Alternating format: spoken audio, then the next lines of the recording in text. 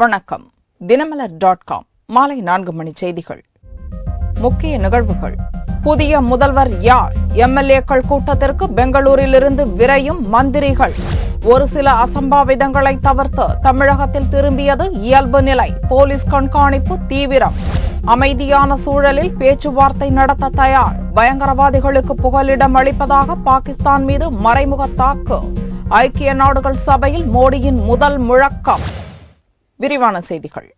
பெங்களூரு தனி நீதிமன்றத்தின் தீர்ப்பு நகல் கவர்னர் ரோசையாவிடம் அளிக்கப்பட்டதை தொடர்ந்து ராஜ்பவன் அதிகார மையமாக மாறியுள்ளது. ஜெயலலிதாவுக்கு 4 ஆண்டுகள் சிறை தண்டனை விதிக்கப்பட்டதை அடுத்து அவர் எம்எல்ஏ பதவி மட்டுமின்றி முதல்வர் பதவியிலிருந்தும் தகுதி இழந்தார். பெங்களூரு தனி நீதிமன்ற நீதிபதி ஜான் மைக்கேல் டி குன்ஹா தீர்ப்பளித்த போது தீர்ப்பு உத்தரவின் நகலை தமிழக அரசிடமும் கவர்னரிடமும் ஒப்படைக்கும்படி உத்தரவிட்டிருந்தார். இதன்படி தீர்ப்பு நகல் கவர்னர் ரோசையாவிடம் ஒப்படைக்கப்பட்டதை அடுத்து முதல்வர் பதவியிலிருந்து ஜெயலலிதா அதிகாரப்பூர்வமாக தகுதி இழந்தார். இதைத் தொடர்ந்து தமிழகத்தின் அதிகார மையமாக ராஜ்பவன் மாறியது. ஜனநாயக மரபுப்படி முதல்வருக்கு அடுத்த அந்தஸ்து கொண்டவர் சட்டசபை எதிர்க்கட்சித் தலைவர். இதன் அடிப்படையில் சட்டசபை எதிர்க்கட்சித் தலைவர் விஜயகாந்த் தேமுதிக எம்எல்ஏக்களுடன் ராஜ்பவன் சென்று கவர்னரை சந்தித்து பேசினார். அப்போது ஆளும் கட்சியினரால் தமிழகத்தில் உள்ள எதிர்க்கட்சியினருக்கும் தலைவர்களுக்கும் அச்சுறுத்தல் ஏற்பட்டிருப்பதாகவும் அவர்களுக்கு பாதுகாப்பு அளிப்பதோடு தமிழகத்தில் சட்டம் ஒழுங்கு நிலையை பராமரிக்க நடவடிக்கை எடுக்கும்படியும்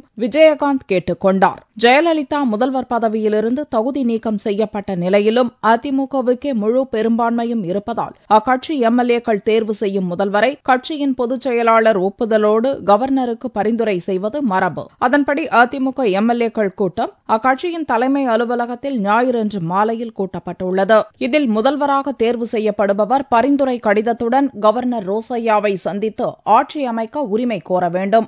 அதன் அடிப்படையில் அவரை முதல்வராக கவர்னர் ரோசையா நியமிப்பார். இதைத் தொடர்ந்து புதிய முதல்வர் பதவியேற்பார். பெங்களூரு நீதிமன்றத்தின் தீர்ப்பை ஒட்டி அதிமுகவைச் சேர்ந்த பெரும்பாலான அமைச்சர்கள் மற்றும் எம்எல்ஏக்கள் ஞாயிறன்று காலை வரை அங்கேயே குழுமியிருந்தனர். புதிய முதல்வரை தேர்வு செய்ய வேண்டியிருப்பதால் எம்எல்ஏக்கள் கூட்டத்தில் கலந்து கொள்ளும்படி கட்சி கொறடா மனோகரன் பிறப்பித்த உத்தரவை அடுத்து அவர்கள் அனைவரும் கார்கள் மூலம் சென்னை திரும்பினர். தமிழக கவர்னர் ரோசையாவை நேரில் சந்தித்து எதிர்க்கட்சித் தலைவர் விஜயகாந்த் சட்டம் ஒழுங்கு மற்றும் தலைவர்களுக்கு பாதுகாப்பு தரும்படி மனு அளித்துள்ளார். தமிழக எதிர்க்கட்சித் தலைவர் விஜயகாந்த் தனது கட்சி எம்எல்ஏக்கள் மற்றும் நிர்வாகிகளுடன் ஞாயிறன்று காலை கவர்னர் ரோசையாவை சென்னை கிண்டியில் உள்ள ராஜ்பவனில் நேரில் சந்தித்து பேசினார். தமிழக சட்டம் ஒழுங்கு நிலை பிரச்சினை, எதிர்க்கட்சித் தலைவர்களுக்கு பாதுகாப்பு ஆகியன குறித்து விஜயகாந்த் பேசியுள்ளார். பின்னர் செய்தியாளர்களிடம் பேசிய விஜயகாந்த் தருமபுரி பேருந்து எரிப்பு சம்பவம் போல் நடந்துவிடக்கூடாது என்று கவர்னரிடம் தான் கோரிக்கை விடுத்துள்ளதாக கூறினார். சட்டம் ஒழுங்கு இந்த மாதிரிலாம் இருக்குன்னு சொன்னேன். உறுதியான நடவடிக்கை கவர்னர் சொன்ன நிச்சயமாக எடுப்பேன். சட்டம் ஒழுங்கு பாதிக்காத அளவுக்கு நிச்சயமாக எடுப்பேன் அப்படின்ட்டாரு. ஆளுங்கட்சியோட அராஜகம் தலதைக்கு யாரும் இல்லைன்னா லஞ்சமும் ஊழல் பண்ண எல்லாருக்கும் என்ன தண்டனையோ அதே தான் கிடைக்கும் என்று தயவு தாழ்வு. லஞ்ச லாவண்யம் யார் யாருக்கு இப்படி இருக்கோ இன்னைக்கு முதலமைச்சருக்கு இந்த கதியில் அதே மாதிரிதான் மற்றவங்க. தமிழக முதல்வராக இருந்த ஜெயலலிதா சிறை தண்டனை காரணமாக அவரது பதவி தகுதி இழப்புக்கு ஆளாகியுள்ள நிலையில் எதிர்க்கட்சித் தலைவரான விஜயகாந்த் தனது கட்சி எம்எல்ஏக்களுடன் கவர்னர் ரோசையாவை சந்தித்தது பரபரப்பை ஏற்படுத்தியது. தமிழகத்தின் அடுத்த முதல்வர் குறித்து பெங்களூருவில் இறுதிக்கட்ட ஆலோசனை நடந்தது. ஜெயலலிதா சிறையில் அடைக்கப்பட்டதைத் தொடர்ந்து பெங்களூரில் முகாமிட்டிருந்த அமைச்சர்கள் ஓ பன்னீர்செல்வம், வைத்தியலிங்கம், நத்தம் விஸ்வநாதன் உள்ளிட்டோர் அடுத்த கட்ட நடவடிக்கை குறித்து ஆலோசித்தனர். இதற்கிடையே தமிழக அரசின் சிறப்பு ஆலோசகர் ஷீலா பாலகிருஷ்ணனும் ஞாயிறன்று காலை பெங்களூரு விரைந்தார். ஷீலா பாலகிருஷ்ணன் மூத்த அமைச்சர்கள் சந்தித்து ஆலோசனை நடத்தியதாக கூறப்படுகிறது. புதிய முதல்வர் தேர்வு, அமைச்சர்கள் நியமனம் உள்ளிட்ட விஷயங்கள் மட்டுமின்றி பெங்களூரு சிறப்பு நீதிமன்ற தீர்ப்பை எதிர்த்து அப்பீல் மனு தாக்கல் செய்வது, ஜாமீன் விண்ணப்பிப்பது உள்ளிட்ட சட்ட பிரச்சினைகள் குறித்து ஆலோசித்ததாக கூறப்படுகிறது. கர்நாடக நீதிமன்றங்களுக்கு தசரா விடுமுறை காலம் என்பதால் விடுமுறை கால நீதிபதி முன் அப்பீல் மனு மற்றும் ஜாமீன் மனு தாக்கல் செய்வது என்றும் அவை நிராகரிக்கப்பட்டால் உச்சநீதிமன்றத்தை அணுக திட்டமிட்டுள்ளதாகவும் கூறப்படுகிறது. ஆலோசனை முடிவடைந்ததை தொடர்ந்து அமைச்சர்கள் மற்றும் தமிழக அரசின் உயர் அதிகாரிகள் பெங்களூருவிலிருந்து சென்னை திரும்பினர். புதிய முதல்வர் தேர்வுக்கு பின் அமைச்சர்கள் மாற்றம் எதுவும் செய்யப்படாமல் அதே துறையில் நீடிப்பார்கள் என்று அதிமுக வட்டாரத்தில் கூறப்படுகிறது. பெங்களூர் மத்திய சிறையில் விவிஐபிகளுக்கான தனி செல்லில் அடைக்கப்பட்டுள்ள ஜெயலலிதாவுக்கு 7402 கைதி எண்ணாக வழங்கப்பட்டுள்ளது. கடந்த 18 ஆண்டுகளாக நடந்த சொத்து குவிப்பு வழக்கில் ஜெயலலிதாவுக்கு 4 ஆண்டுகள் சிறையும் 100 கோடி ரூபாய் அபராதமும் விதித்து பெங்களூர் தனி நீதிமன்ற நீதிபதி ஜான் மைக்கேல் குன்ஹா சனியன்று பரபரப்பு தீர்ப்பளித்தார். ஜெயலலிதாவின் தோழி சசிகலா, முன்னாள் வளர்ப்பு மகன் VN சுதாகரன் மற்றும் சசிகலாவின் அண்ணி இளவரசி ஆகியோருக்கும் தலா 4 ஆண்டுகள் சிறை மற்றும் தலா 10 கோடி ரூபாய் அபராதமும் விதிக்கப்பட்டது. தீர்ப்பு கூறப்பட்ட கையோடு ஜெயலலிதா உள்ளிட்ட 4 கைது செய்யப்பட்டு பரப்பன அக்ரஹாரத்தில் உள்ள சிறையில் அடைக்கப்பட்டனர். விவிஐபிகளுக்கான செல்லில் தனியாக அடைக்கப்பட்டுள்ள ஜெயலலிதாவுக்கு ராகி களியும் சாதம், சப்பாத்திகள் இரவு உணவாக தரப்பட்டது. அதை சாப்பிட மறுத்த ஜெயலலிதா பழங்களை வரவழைத்து சாப்பிட்டுள்ளார். ஜெயலலிதா அடைக்கப்பட்டுள்ள செல்லில் படுக்கை, மின்விசிறி, கழிவறை வசதிகள் உள்ளன. பெங்களூர் மத்திய சிறையில் விவிஐபி செல்லில் அடைக்கப்படும் முதல் நபரான ஜெயலலிதாவுக்கு கைதி எண் 7402 வழங்கப்பட்டுள்ளதோடு கைதிகளுக்கான வெள்ளை உடையும் அளிக்கப்பட்டது. ஜெயலலிதாவைப் போல சசிகலா, இளவரசி, சுதாகரன் ஆகியோருக்கும் கைதி எண்கள் வழங்கப்பட்டுள்ளன. சசிகலா, இளவரசி ஆகியோர் ஒரு செல்லிலும், கர்நாடக முன்னாள் அமைச்சர் ஜனார்தன ரெட்டி அடைக்கப்பட்டுள்ள செல்லுக்கு அடுத்த செல்லில் சுதாகரனும் அடைக்கப்பட்டுள்ளனர். இந்நிலையில் ஞாயிறன்று ஜெயலலிதா பயன்படுத்துவதற்கான அவரது உடைமைகள் தனி வாகனத்தில் பெங்களூருவை வந்தடைந்துள்ளது.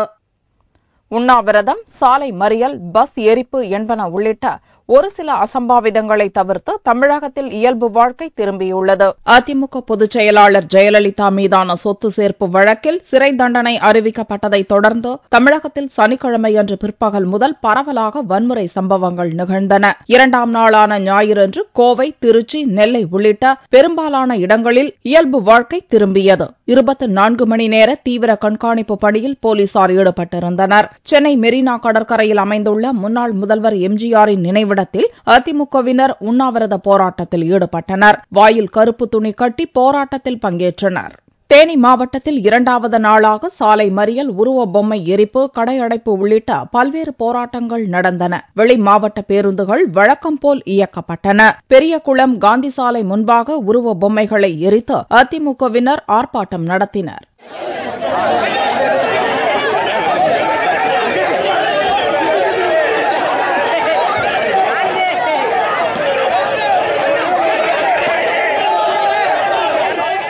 விருதுநகர் மாவட்டம் காரியாபட்டி பேருந்து நிலையத்தில் நிறுத்தப்பட்டிருந்த அரசு பேருந்து அதிகாலையில் தீ வைத்து எரிக்கப்பட்டது. இதைத் தொடர்ந்து அப்பகுதியில் கூடுதல் போலீசார் நிறுத்தப்பட்டனர். இதுபோன்ற ஒரு சில சம்பவங்களை தவிர பெரும்பாலான பகுதிகளில் அமைதி திரும்ப துவங்கியுள்ளது. இருந்தபோதிலும் பெரும்பாலான இடங்களில் கடைகள் அடைக்கப்பட்டிருந்தன. புறநகர் பகுதிகளில் போக்குவரத்தில் பாதிப்பு ஏற்பட்டது. திருச்சி, கோவை, நெல்லை, மதுரை உள்ளிட்ட பெருநகரங்களில் கூடுதலாக போலீசார் தீவிர கண்காணிப்பில் ஈடுபட்டிருந்தனர்.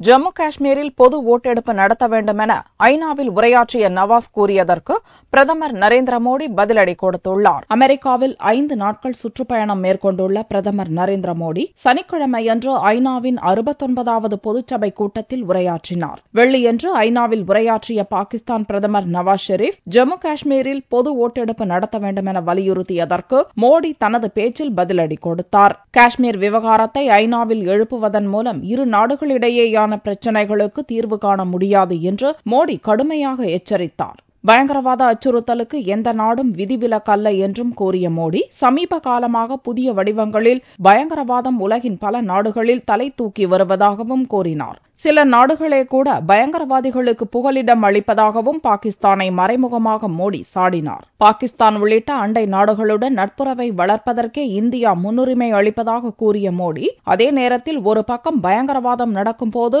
இன்னொரு பக்கம் பேச்சுவார்த்தை நடத்த முடியாது என்றும் கூறினார். அமைதியான சூழலில் பேச்சு நடத்த தான் தயாராக இருப்பதாக தெரிவித்த மோடி அமைதி சூழலை ஏற்படுத்த வேண்டிய பொறுப்பு பாகிஸ்தானிடம் இருப்பதாகவும் கூறினார். हमारा भविष्य हमारे पड़ोस से जुड़ा हुआ है। इसी कारण मेरी सरकार ने पहले ही दिन से पड़ोसी देशों से मित्रता और सहयोग बढ़ाने पर पूरी प्राथमिकता दी है और पाकिस्तान के प्रति भी मेरी यही नीति है। मैं पाकिस्तान से मित्रता और सहयोग बढ़ाने के लिए पूरी गंभीरता से शांतिपूर्ण वातावरण में बिना आतंक के साये के साथ द्विपक्षीय वार्ता करना चाहता हूं, लेकिन पाकिस्तान का भी यह दायित्व है उपयुक्त वातावरण बनाए और गंभीरता से द्विपक्षीय बातचीत के लिए सामने आए। ஐநாவில் முதல் முறையாக உரையாற்றிய மோடியின் பேச்சு 35 நிமிடங்களுக்கு நீடித்தது. மேற்காசிய நாடுகளில் பயங்கரவாதம் மீண்டும் புத்துயிர் பெற்று வரும் அபாயத்தையும் தனது பேச்சில் சுட்டிக்காட்டிய பிரதமர் மோடி, ஐக்கிய நாடுகள் சபை மற்றும் அதன் பாதுகாப்பு கவுன்சிலில் சீர்திருத்தங்கள் செய்யப்பட வேண்டியது அவசியம் என்றும் வலியுறுத்தினார். ஐநாவில் உரையாற்றிய பிரதமர் மோடி இலங்கை அதிபர் மற்றும் வங்கதேச, நேபாள பிரதமர்களையும் சந்தித்து பேசியுள்ளார். அமெரிக்காவில் சுற்றுப்பயணம் மேற்கொண்டுள்ள பிரதமர் மோடி நியூயார்க்கில் உள்ள ஐக்கிய நாடுகள் சபையில் உரையாற்றுவதற்கு முன் ஐநா பொதுச் செயலாளர் பான் கி மூனை சந்தித்து பேசினார். ஐநாவில் உரையாற்றிய பின் இலங்கை அதிபர் ராஜபக்சே, வங்கதேச பிரதமர் ஷேக் ஹசீனா, நேபாள பிரதமர் சுஷில் கொய்ராலா ஆகியோரையும் தனித்தனியாக மோடி சந்தித்து இருநாட்டு உறவு குறித்து பேச்சுவார்த்தை நடத்தினார். அப்போது முதல் முறையாக ஐநாவில் உரையாற்றிய மோடிக்கு வாழ்த்து தெரிவித்த 3 தலைவர்களும் தங்கள் நாடுகளுக்கு வருகை தர வேண்டும் எனவும் பிரதமருக்கு அழைப்பு விடுத்தனர். செவ்வாய்க்கு மங்கள்யான் விண்கலத்தை அனுப்பியதற்கு மோடிக்கு வாழ்த்து கூறிய தலைவர்கள் சார்க் செயற்கைக்கோளை இந்தியா ஏவப்போகும் நாளை ஆவலுடன் எதிர்நோக்கியிருப்பதாகவும் கூறினர். ஆண்டுதோறும் ஓர் நாளை சர்வதேச யோகா தினமாக அனுசரிக்க வேண்டுமென ஐநா உரையில் மோடி வலியுறுத்தியதற்கு முழு ஆதரவளிப்பதாக இலங்கை, வங்கதேச, நேபாள தலைவர்கள் உறுதியளித்தனர். இச்சந்திப்புகளின் மூலம் அண்டை நாடுகளுடனான உறவுக்கு இந்தியா முன்னுரிமை அளிப்பது உறுதியாகியிருப்பதாக கூறிய மத்திய வெளியுறவுத்துறை செய்தி தொடர்பாளர் சையத் அக்பருதீன், பயங்கரவாதம் உள்ளிட்ட சார்க் நாடுகளின் பொதுவான பிரச்சினைகள் குறித்து 3 நாடுகளின் தலைவர்களுடன் மோடி விவாதித்ததாக தெரிவித்தார். மோடியுடனான சந்திப்பு ஆக்கப்பூர்வமான முறையில் இருந்ததாகவும், இந்தியா, இலங்கை தொடர்பான பல்வேறு பிரச்சினைகள் குறித்து இருவரும் பேசியதாகவும் அதிபர் ராஜபக்சே தெரிவித்துள்ளார். இந்திய நாட்டின் 42வது தலைமை நீதிபதியாக ஹெச்எல் தாட்டு பொறுப்பேற்றுக் கொண்டார். உச்சநீதிமன்ற தலைமை நீதிபதியாக பதவி வகித்து வந்த RM லோத்தாவின் பதவிக்காலம் செப்டம்பர் 27ஆம் தேதியுடன் முடிவுக்கு வந்தது. இதைத் தொடர்ந்து நாட்டின் 42வது தலைமை நீதிபதியாக ஹெச்எல் தாட்டு ஜனாதிபதி மாளிகையில் ஞாயிறன்று பொறுப்பேற்றுக் கொண்டார். அவருக்கு ஜனாதிபதி பிரணாப் முகர்ஜி பதவி பிரமாணம் செய்து வைத்து வாழ்த்து தெரிவித்தார். Went to the best of my ability, knowledge and judgment. That I will faithfully and to the best of my ability, knowledge and judgment. இவ்விழாவில் துணை ஜனாதிபதி ஹமீத் அன்சாரி, மத்திய உள்துறை அமைச்சர் ராஜ்நாத் சிங், முன்னாள் துணை பிரதமர் அத்வானி, மத்திய நகர்ப்புற வளர்ச்சித்துறை அமைச்சர் வெங்கையா நாயுடு, ஓய்வு பெற்ற தலைமை நீதிபதி RM லோத்தா, முன்னாள் நீதிபதி AS ஆனந்த் மற்றும் உச்சநீதிமன்ற இந்நாள் முன்னாள் நீதிபதிகள், அரசு உயரதிகாரிகள் பலரும் கலந்து கொண்டனர்.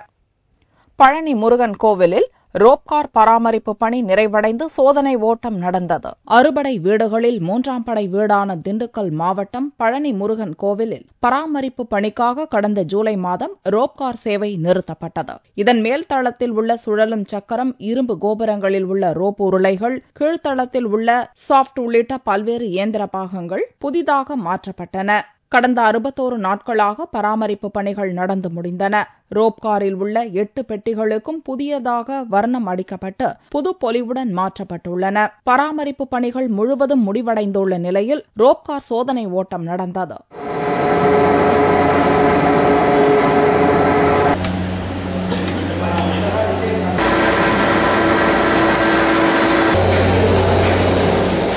சோதனை ஓட்டம் வெற்றி பெற்றுள்ள நிலையில் திங்களன்று ரோப்கார் வல்லுநர்கள் ஆய்வு செய்ய உள்ளனர். இக்குழுவினரின் சான்று பெற்றவுடன் பக்தர்கள் பயன்பாட்டிற்கு மீண்டும் ரோப்கார் இயக்கப்படும் என்று கோவில் நிர்வாகம் தெரிவித்துள்ளது. தங்கத்தின் விலையில் ஞாயிறன்று மாற்றமில்லை. 1 சவரன் தங்கம் 20,320 ரூபாய்க்கு விற்பனையானது. 1 கிராம் ஆபரண தங்கம் 2,540 ரூபாயாக இருந்தது. வெள்ளி 1 கிராம் 41 ரூபாய் 80 காசுகளுக்கு விற்பனையானது. பார்வெள்ளியின் விலை 39,025 ரூபாயாக இருந்தது. கடந்த 10 ஆண்டுகளாக மூடி கிடக்கும் களக்காடு முண்டந்துறை புலிகள் காப்பகத்தின் வன அருங்காட்சியகத்தை திறக்க அரசு விரைந்து நடவடிக்கை எடுக்க வேண்டும் என்று பொதுமக்கள் வலியுறுத்தியுள்ளனர். நெல்லை மாவட்டத்தின் மேற்கு தொடர்ச்சி மலைப்பகுதியில் களக்காடு முதல் முண்டந்துறை வரையிலான வனப்பகுதி 1988 முதல் புலிகள் காப்பகமாக செயல்படுகிறது. 818 சதுர கிலோமீட்டர் பரப்பளவில் இயற்கை எழிலுடன் அமைந்துள்ள இந்த காப்பகத்தில் சிறுத்தை, புலி, யானைகள் மற்றும் அரிய வகை பறவை இனங்கள் உயிரினங்கள், தாவரங்கள் உள்ளன. சமீபத்தில் களக்காடு புலிகள் காப்பகம் 25ஆம் ஆண்டு வெள்ளி விழாவை கொண்டாடியது. மேற்கு தொடர்ச்சி மலையின் தலையணையில் சலசலத்து வரும் பச்சையாற்றில் குளிக்கவும், சூழலை ரசிக்கவும் தினமும் இங்கு சுற்றுலா பயணிகள் ஏராளமானோர் வருகின்றனர். சுற்றுலா பயணிகள் வசதிக்காக பார்வை மாடமும் அருங்காட்சியகமும் அமைக்கப்பட்டன. இந்த அருங்காட்சியகத்தில் வன விலங்குகளின் கொம்புகள், யானை தந்தம், பதப்படுத்தப்பட்ட கரடி, வன விலங்குகள் குறித்த அரிய வகை புத்தகங்களும் உள்ளன. இந்த அருங்காட்சியகத்தை பொதுமக்களும் மாணவர்களும் சுற்றுலா பயணிகளும் பயன்படுத்தி வந்த நிலையில் கடந்த 10 ஆண்டுகளுக்கு முன்பு அருங்காட்சியகத்திலிருந்து சில பொருட்கள் காணாமல் போனது. இதையடுத்து அருங்காட்சியகம் மூடப்பட்டதோடு தற்போது கட்டடமும் புதுப்பிக்கப்பட்டுள்ளது. ஆனால் 10 ஆண்டுகளாகியும் அருங்காட்சியகம் திறக்கப்படாதது அப்பகுதி மக்களிடம் வருத்தத்தை ஏற்படுத்தியுள்ளது. களக்காடு பகுதி முண்டந்துறை காப்பகத்தில் அருங்காட்சியகமும் பயன்படாம வச்சிருக்காங்க. அதை கொஞ்சம் பயன்படுத்தினாங்கன்னா கொஞ்சம் யூஸ்ஃபுல்லா இருக்கும் இந்த பகுதி மக்களுக்கு. அதை கொஞ்சம் பயன்படுத்தணும் அப்படிங்கிறது களக்காடுடைய கோரிக்கையை நாங்க இதன் மூலமா காட்டுகிறோம். சுற்றுலா பயணிகளிடம் ஒருவருக்கு 15 ரூபாய் வீதம் நுழைவு கட்டணமும் வாகனங்களுக்கு தனி கட்டணமும் வனத்துறை வசூலித்து வருகிறது. ஆனால் சுற்றுலா பயணிகள் மற்றும் பள்ளி மாணவ மாணவிகளுக்கு புலிகள் காப்பகம் குறித்து தகவல்கள் இல்லை என்பது பெரும் ஏமாற்றத்தை ஏற்படுத்தியுள்ளது. மீண்டும் செய்திகள் இந்திய நேரப்படி இரவு 8 மணிக்கு. வணக்கம்.